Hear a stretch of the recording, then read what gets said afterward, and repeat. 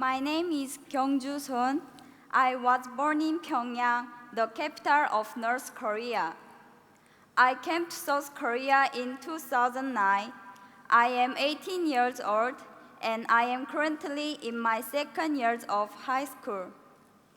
I was the only child of a very wealthy family. My father was an assistant of Kim Jong-il, who is the leader of North Korea. When I was only 6 years old, my family was politically persecuted by the North Korean government. So we escaped to China. That was in 1998. After we settled in China, one of our relatives led my family to church.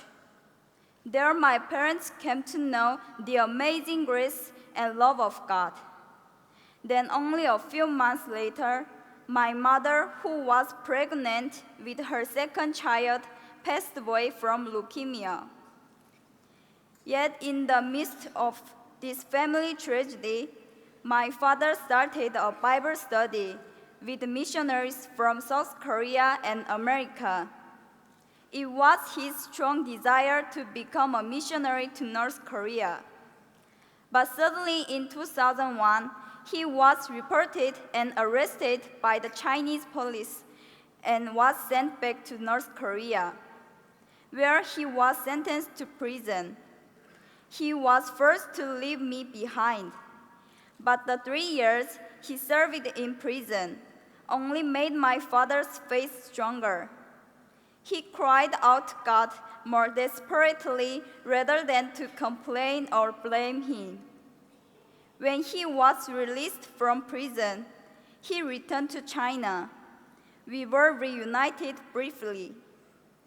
It was then that he started to gather Bibles. Not long after, he decided to return to North Korea to share Christ's message of life and hope among the hopeless people of his homeland. He chose not to go to South Korea, where he could have enjoyed religious freedom. Instead, he chose to return to North Korea to share the love of God in a dangerous land. It breaks my heart to tell you that in 2006, his work was discovered by the North Korean government and he was again imprisoned. I have heard no word from my father nor about him ever since. In all probability, he has been shot to death in public on charges of treason and espionage, as is so often the case for persecuted Christians in North Korea. When my father was arrested the first time in 2001 and was forced to leave me and return to North Korea, I was not yet a Christian. That's when I was adopted by a young Chinese pastor's family. They showed me great love and care. Through them, God protected me. But the pastor and his wife had to go to America in 2007. Shortly after that, I was given the opportunity to go to South Korea. It was while I was still in China, staying at the Korean consulate in Beijing, waiting to come to South Korea. Late one night, I saw Jesus in a dream. He had tears in his eyes. He walked towards me and said, "Kyungju, how much longer are you going to keep me waiting? Walk with me. Yes, you lost your earthly father, but I am your heavenly Father, and whatever has happened to you was because I love you." After I woke up from the dream, I kneeled and prayed to God for the first time. That night, I realized that God, my Father, loves and cares about me so very much that He sent His Son Jesus to die for me.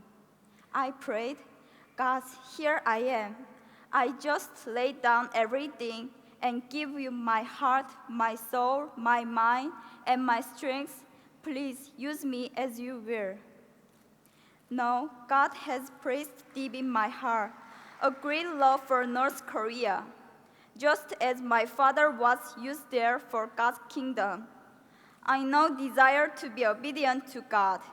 I want to bring the love of Jesus to North Korea. I look back over my short life and I see God's hand everywhere. 6 years in North Korea, 11 years in China, and the time of being here in South Korea. Everything I suffered, all the sadness and grief, everything that I experienced and learned, I was to give it all to God and use my life for His kingdom.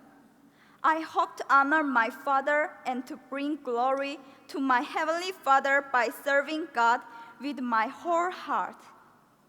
Currently, I am working hard to get into university to study political science and diplomacy. Then, I want to work for the rights of the people of North Korea whose rights have been taken away. I believe God's heart cries out for the lost people of North Korea.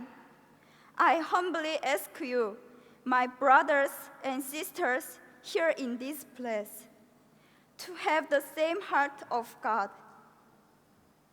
Please pray that the same light of God's grace and mercy that reaches my father and my mother and know me will one day soon dawn upon the people of North Korea.